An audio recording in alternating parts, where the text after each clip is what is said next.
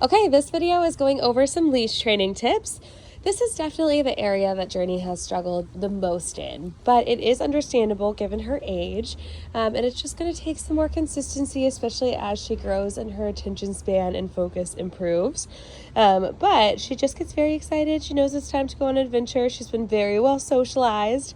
So she does have a nice, strong, positive association with being on leash, but she's very, very easily distracted. So I'm going to walk you through kind of how we do our leash training, and we kind of approach it in two parts when they are easily distracted like she is. So we'll do some actual leash work like right now when we're in a backyard where there's less distractions, there's not people passing by, and then we'll also pair that with some separate training sessions in the front yard or on the front porch when there's more activity going on in the neighborhood. And we're going to bring out the big guns. We'll have some high value treats then, and we'll be practicing just getting her to follow through on commands when there are other people around. So that is kind of how we're going to approach the leash training to start at home, and then you'll combine the two.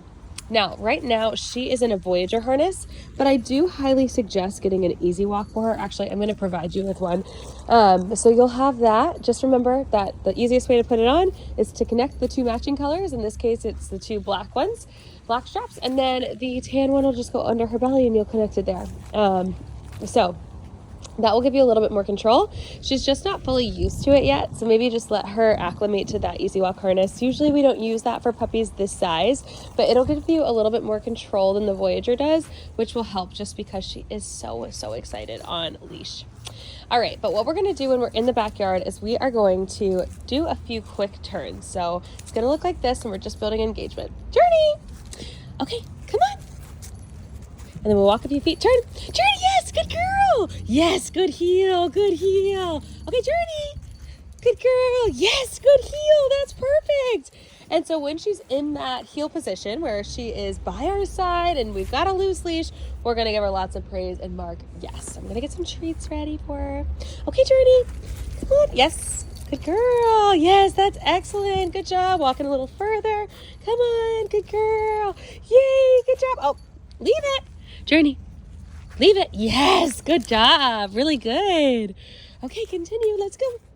Chew, chew, chew first. That's fair. Okay, finish your treat. Okay, let's go. Yes, good job. Good job. She's sometimes trying to jump up for the treat, but otherwise we're doing pretty good. Good job, Journey. Good girl. Good girl. Yes, good job. Yes, good heel. That's really good. Oh.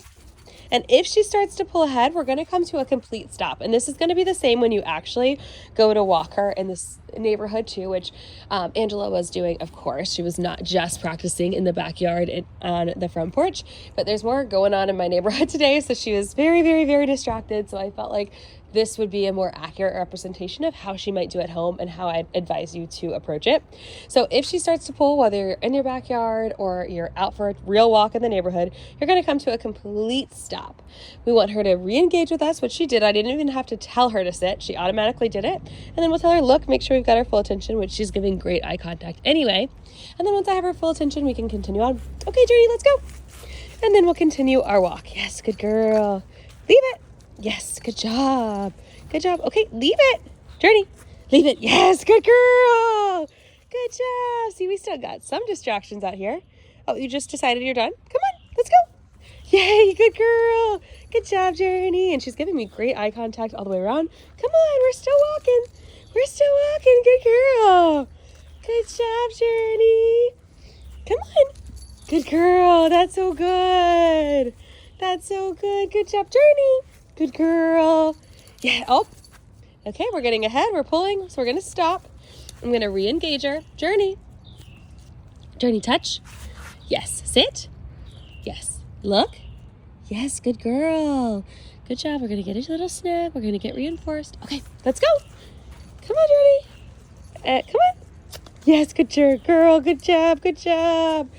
And we're going to continue our walk from there. Okay. We're just done. Now, have you had enough? We've been doing a lot today, huh? Sit. Good Good girl. Okay, we can be done. We can be done with that practice. Good girl. In general, in a training session, if she starts to lose interest, now we don't want her to think she can roll the walk and she can stop. So, she sat back there and I could tell she was kind of over it, but we continued. And I've continued a couple times past her sitting when she's just sitting on her own, not because I made her stop because she was pulling. But in general, with a training session, if she decides she's done, and she's checking out, we're past our point of productivity. So we are going to stop the training session and pick it up later. So some puppies can go for 15-20 minutes, some can go to 5 to 10, and some puppies, it just depends. Okay, break. It just really depends on their energy level at that point. And that's kind of where Journey's at. Sometimes she's really locked in. We can go 10, 15, 20 minutes. And then other times it's like 5 minutes of productivity. And then it's best just to disengage, do some enrichment, do some practice, solidification for easier commands. But if you can tell she's checking out, it's a good sign that that's the end of our threshold of productivity. And you could just move on and come back to it later. But if she starts to go crazy like she was there, she was kind of over it, but we still want to re-engage her and do it right and end on a better note. Her sitting and stopping is not the worst, so we'll take it and move on from there. But just to review, we're going to start in your backyard, and we're going to have her on leash, and we're going to walk a few steps. We're going to start with quick turns. You saw me move past the quick turns, but it's going to look like that. You're going to walk with her few feet. You're going to say, Journey. You're going to turn, and when she turns away from the old direction and back with you, you're going to say, good girl. Give her lots of praise. And then when she's passing through, whenever she's in this position, give her lots of yes, good heel, good girl. Give her lots of praise whenever she is in that heel position and she's right by your side. That does really help. And then we're going to repeat it. And so on and so forth. Few feet, turn, few feet, turn, etc. And then we'll actually go out and, walk and do all of that like we were doing. And granted, this is not the most amount of space that we're working with in this little turf area, but still you get the gist. So once we're actually out walking, we want to really reward anytime she's checking in with us and making eye contact. That's super, super important. But if she does start to dart ahead at some point, that's when we're going to, again, come to a complete stop. You can use touch like we did, sit or settle, look, get her full attention and focus, and then continue on. And then there is one caveat to that, though, with the stopping. So in general, we want her to understand that in order to go anywhere or do anything fun on leash, explore with us, she needs to do her job, which is to stay by our side and stay focused on us.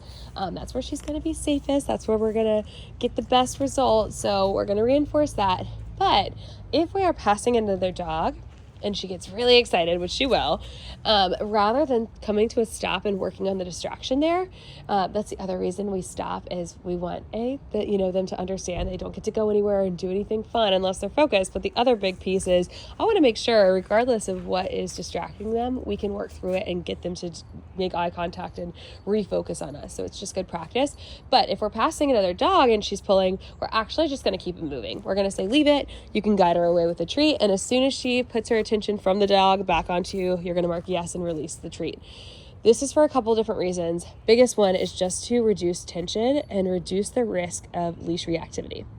So if dogs are meeting on leash, it's kind of an unnatural way. They are tethered, they are confined in some way. So some dogs don't react the best when they are meeting on leash. So it's just safest not to, unless you really know the person and you know that other dog, they're fully vaccinated, they've met before, that's fine. But we certainly don't want we don't want her to think she gets to meet every dog. So better to say leave it and keep it moving.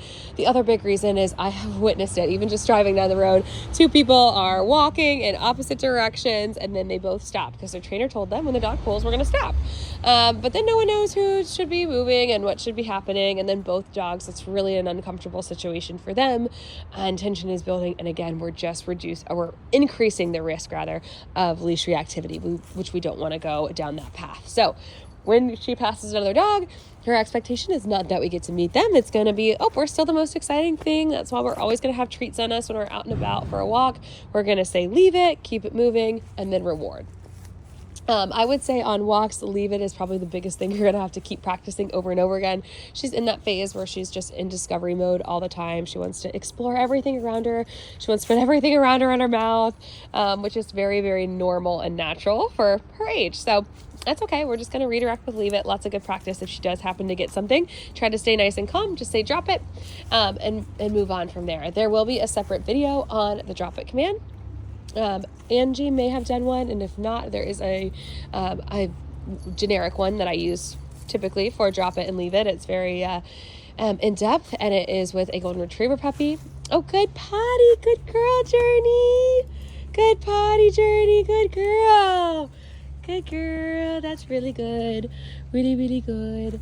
So you can watch that one to get more info on drop it and leave it. All the same info applies in that generic video, and I'll go into a lot of detail for you. But she's doing a really good job with them. But the biggest thing is just, trying to stay casual, not panic, make drop it and leave it a normal part of her day-to-day routine, practicing with toys. So when you need to use it in the real world, she's not like, oh, well, when I have to drop something, that always means I'm never going to get it back. We want to make sure there's trust built there, that she trusts that whatever we've got is better. So always pack a variety of treats, especially when you're on a walk, because you never know what you're going to come in contact with. And just treat every walk as a training session. The goal is not to see how far you can walk, but rather how productive the walk can be with working on our heel position, working on other commands along the way, and just making sure she's getting mental exercise along with the physical. All right, that is Leash training. Please let me know if you have any questions.